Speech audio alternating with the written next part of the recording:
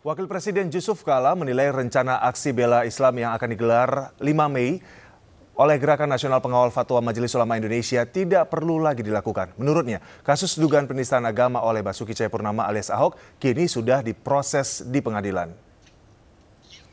Hal itu diungkapkan JK usai membuka puncak perayaan Hari Kebebasan Pers Sedunia atau World Press Freedom Day 2017 di Jakarta Convention Center Senayan, Jakarta Pusat, Rabu siang. Aksi yang bertujuan untuk mengawal independensi hakim menjelang vonis kasus penistaan agama, menurut Wakil Presiden Yusuf Kala sudah tidak perlu lagi dilakukan. JK menyebutkan kasus dugaan penistaan agama yang diduga dilakukan oleh Basuki Cahayapurnama alias Ahok sudah diproses di pengadilan. Anda menjaga objektivitas. Nah kalau salah ya ada risikonya, jamnya terbatas, jalannya terbatas, juga jumlahnya harus juga dibatasi, gaduhnya tidak boleh dan keamanan kalau melanggar ditangkap. Jadi silakan saja. Persis dengan media, Anda boleh berekspresi tapi ada batasannya. Kalau urusan perlu tidak perlu ya pemerintah kan tidak perlu lagi kan di pengadilan urusannya itu. Tapi sulit juga kita batasi seperti itu akibat ada di undang-undang. Dan pemirsa, kita kembali lagi berbincang bersama narasumber kita. Sudah ada Pak Mahendra dan juga Pak Asep. Dan tadi itu pernyataan dari Wakil Presiden Yusuf Kala yang mengatakan sebenarnya sudah tidak perlu lagi nih malah ada aksi-aksi seperti yang dilaksanakan hari ini. Pak Mahendra bagaimana melihatnya? Itu kan kepastian hukum tadi yang saya bilang. Kepastian hukum itu kan memang begitu. Tadi kan dari awal saya sudah katakan ada kepastian hukum, ada rasa keadilan masyarakat. Dan yang sekarang ini dituntut adalah rasa keadilan masyarakat. Iya, dari awal sebetulnya itu yang tidak mendapat perhatian gitu ya. Nah, kemudian kalau memang benar itu secara kepastian hukum memang kita harus percayakan kepada pengadilan. Tapi dalam perkembangannya itu kan orang-orang yang sedang bekerja di dalam sidang pengadilan itu kan menunjukkan lama-lama menunjukkan sebuah indikasi-indikasi yang menurut sebagian besar orang ini kok indikasi-indikasi keberpihakan, indikasi kediskriminasi, yang nggak tahu mungkin salah peran atau gimana ya. Oke lah, saya bercoba netral aja, mungkin salah memberikan penjelasan, salah sosialisasi, tapi yang pasti diterima oleh masyarakat yang sudah tidak bodoh itu. Ya, sekali lagi itu saya garis bawahi karena kan masih ada upaya untuk membodoh-bodohi masyarakat itu. Jadi supaya yang tidak bodoh itu mereka itu kan melihat sendiri, kayak tadi saya katakan, dalam persidangan saksi-saksi dari pihak JPU nggak merasa dibela oleh JPU, dibiarkan begitu saja, diserang. Memang itu tugasnya penasihat hukum. Itu memang tugasnya kan dia harus meruntuhkan nilai-nilai kesaksian dari saksi yang diajukan oleh JPU. Kemudian yang kedua juga dari pihak tiba-tiba muncul saksi-saksi yang tidak pernah terdata. Baik. Memang itu haknya penasihat hukum, tetapi kan harusnya dibatasi. Kalau JPU 4 ya sana 4. Akhirnya apa? Kejadiannya waktu saya talk show sama salah seorang anggota penasihat hukum Ahok, itu dianggap sebagai voting. Kita kan sudah ada 9 saksi mengatakan tidak menista, hanya 4 saksi yang mengatakan menista. Lah, kalau modelnya begini, penegakan hukum model begini kan lucu. Ini kan bukan politik, ini kan bukan voting. Tapi terasa sekali mungkin politiknya pada saat itu. Apalagi kita menunggu hasil JPU saat itu sebelum pemilihan Gubernur DKI Jakarta. Sampai akhirnya setelah itu disampaikan. Itu kan memang salah satu bentuk dari antisipasi persepsi. Atau membuat persepsi di pihaknya Ahok bahwa ini ada hubungan sama pilkada. Jadi sengaja itu kan memang caranya begitu. Bila mana ada masalah besar, usahakan itu disimplified. Usahakan itu digampang-gampangin gitu. Alah itu paling terkait pilkada. Ini paling karena oleh musuh-musuh atau lawan-lawan Ahok yang tidak mau dia jadi. Ya, itu memang polanya sana, memangnya nggak apa-apa seperti yang hari ini tapi ini berbahaya sekarang yang hari ini nih ya. Nanti saya jelaskan. Nah, dengan demikian, tapi kan kemudian apa yang terjadi? Time will tell. Apa yang terjadi? Ternyata hari ini aksi memang tetap sudah dilakukan pilkada sudah selesai ya. Baik, saya nanti mau ke Pak Asep karena mungkin teman-teman dari daerah lainnya ada yang ternyata memang tidak bisa sampai ke sini karena dihadang. Nanti kita akan bahas bersama Pak Asep, tapi kita akan lihat dulu bagaimana situasi di Masjid Istiqlal di pagi menuju siang hari ini. Ini kan pinggiran ya. Ya, silakan informasinya. Ya itu tuh. Pak Catur, agak minggir. Ya baik Rio, pada pagi hari ini sekitar pukul setengah 10 pagi waktu Indonesia Barat, masa peserta aksi 55 yang tergabung dalam Gerakan Nasional Pengawal Fatwa MUI sudah mulai berdatangan dan bahkan mulai ramai berdatangan ke Masjid Istiqlal Jakarta Pusat. Para peserta aksi 55 ini datang ke Masjid Istiqlal untuk membacakan tuntutan mereka terhadap Hakim PN Jakarta Utara dan juga Mahkamah Agung Republik Indonesia untuk tetap menjaga independensi mereka terhadap kasus dugaan penistaan agama yang dilakukan oleh Basuki Cahayapurnama. Dan pada pagi hari ini juga sudah terpantau ada sekitar ribuan massa dan diperkirakan akan terus bertambah hingga waktu sholat Jumat nanti. Dan untuk agenda pada aksi 55 pada hari ini sendiri adalah pertama, para peserta massa aksi ini berkumpul di Masjid Istiqlal dan saat ini masih duduk-duduk di sekitar Masjid Istiqlal dan juga di bagian dalam serta selasar sehingga waktu sholat Jumat nanti. Dan habis itu melakukan sholat Jumat berjamaah lalu dilanjutkan dengan long march menuju gedung Mahkamah Agung Republik Indonesia untuk membacakan tuntutan serta aspirasi mereka agar hakim tetap independen dalam memberikan vonis terhadap terduga kasus penistaan agama Basuki Cahayapurnama. Dan untuk pengamanan sendiri pada pagi hari ini juga sudah mulai terpantau ada pengamanan sekitar 150 personil gabungan dari TNI dan juga kepolisian yang sudah berjaga di sekitar kawasan Masjid Istiqlal Jakarta Pusat ini untuk menjaga jalannya aksi 55 ini tetap damai dan juga tertib hingga waktu sholat Jumat nanti. Rio. Baik, terima kasih Tito atas informasinya dari Masjid Istiqlal yang tadi kita bisa melihat ini masa sudah mulai memenuhi Masjid Istiqlal untuk nanti mengikuti sholat Jumat berjamaah. Dan Pak Asep, kita lihat ternyata memang ada juga nih teman-teman lain di luar yang ternyata tidak bisa masuk ke Jakarta karena mungkin ada sedikit penghadangan atau penghalangan. Anda melihatnya bagaimana? Pertama, saya ingin menegaskan kembali bahwa aksi-aksi ini perlu dilakukan. Kenapa aksi ini perlu dilakukan? Karena sejak awal kita sebagai masyarakat melihat ada proses hukum yang diskriminatif, ada keberpihakan.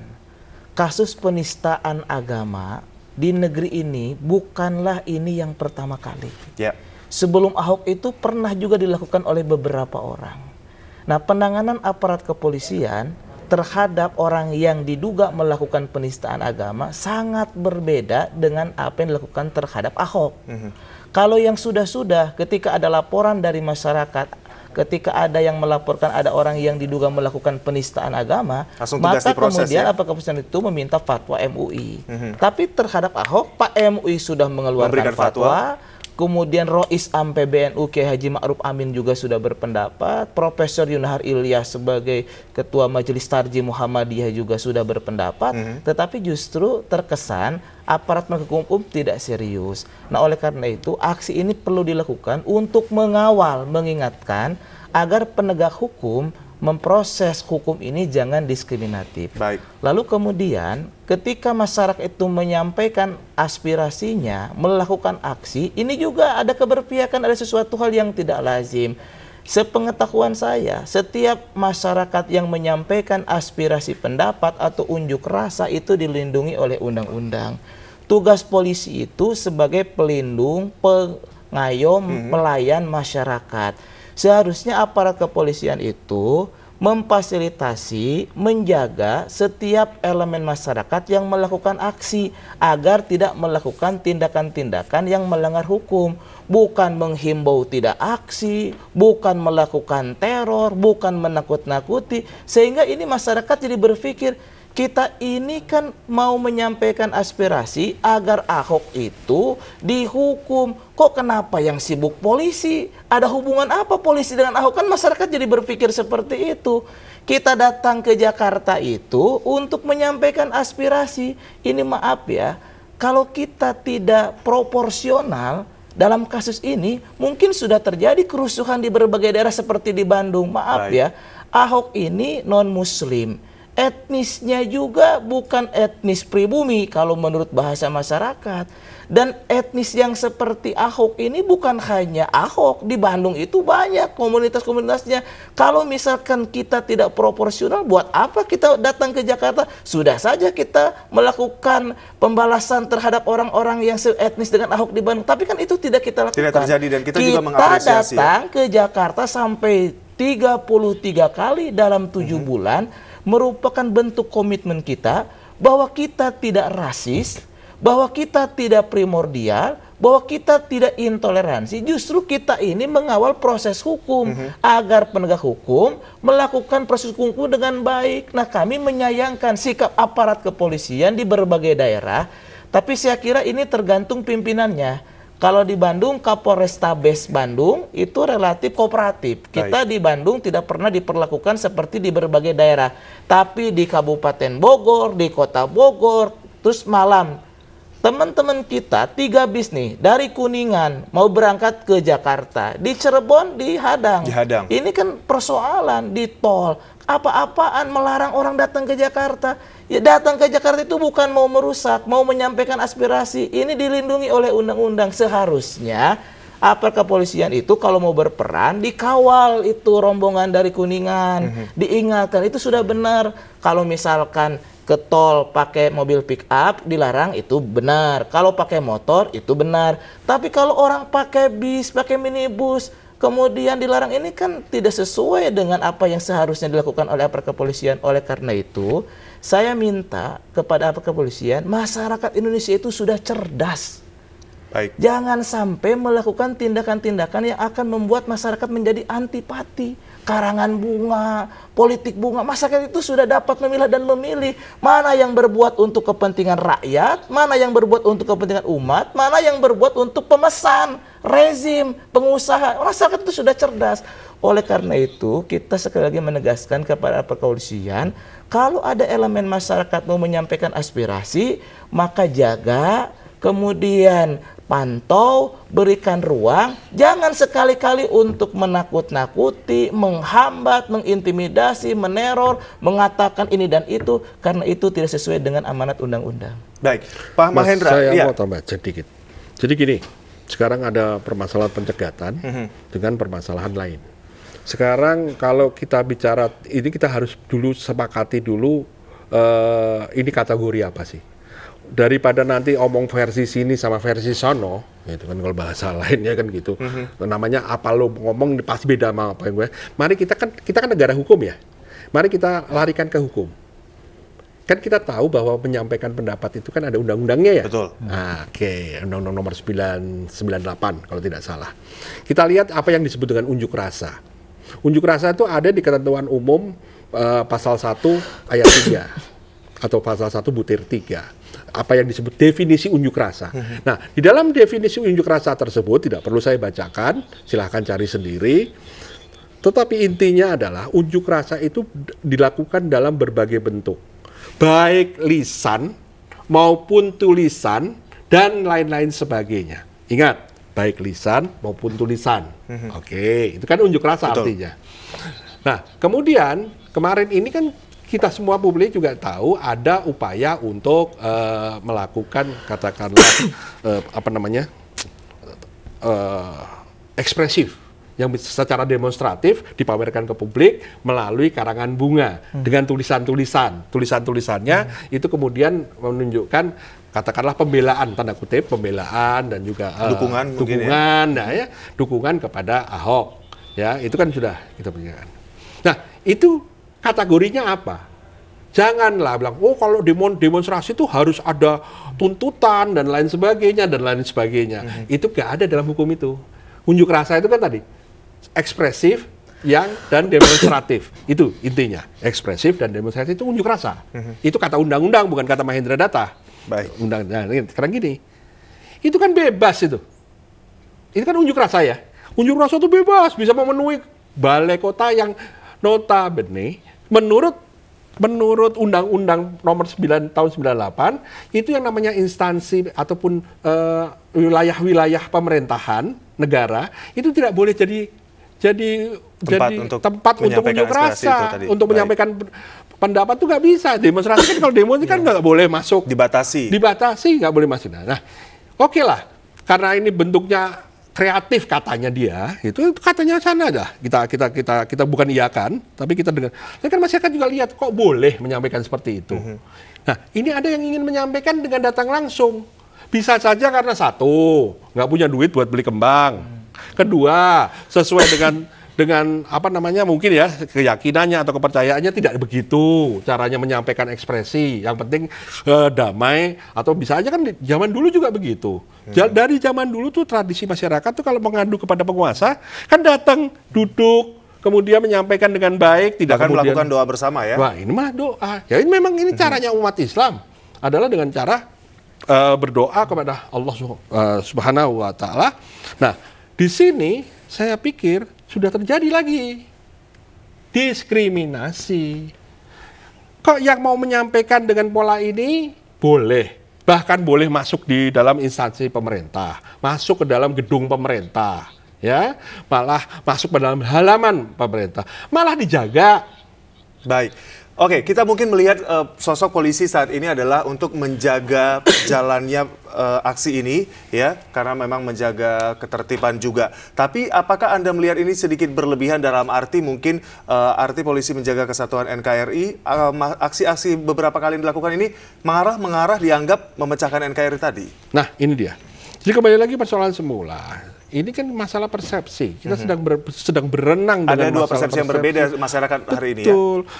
Bahwa yang namanya menjaga itu namanya menjaga itu tidak kemudian besar-besaran pakai senjata dan lain sebagainya, atau pakai kontra isu dan lain sebagainya. Itu namanya orang kontra intelijen itu namanya infiltrasi dan anti infiltrasi. Berarti ada satu pihak yang dianggap sebagai infiltran, kan gitu.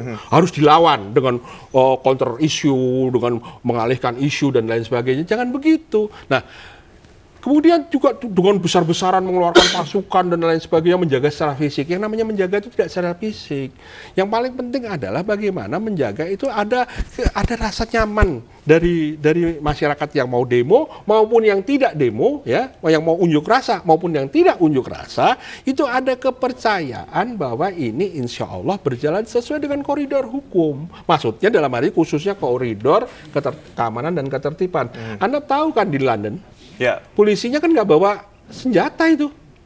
Baru sekarang ini karena memang dalam kondisi yang sekarang bahkan negara-negara maju juga sekarang lagi sering-seringnya melakukan unjuk rasa, kita lihat. Itu rata-rata mereka kan tidak dibekali dengan dengan senjata dan apa. Nah, karena mereka sudah tahu bahwa kelompok yang mau unjuk rasa ini kepentingannya sudah terpetakan. Terpetakan itu maksudnya aspirasinya, kemudian bagaimana kemudian menampungnya dan lain sebagainya. Nah, ini yang saya idamkan sebetulnya.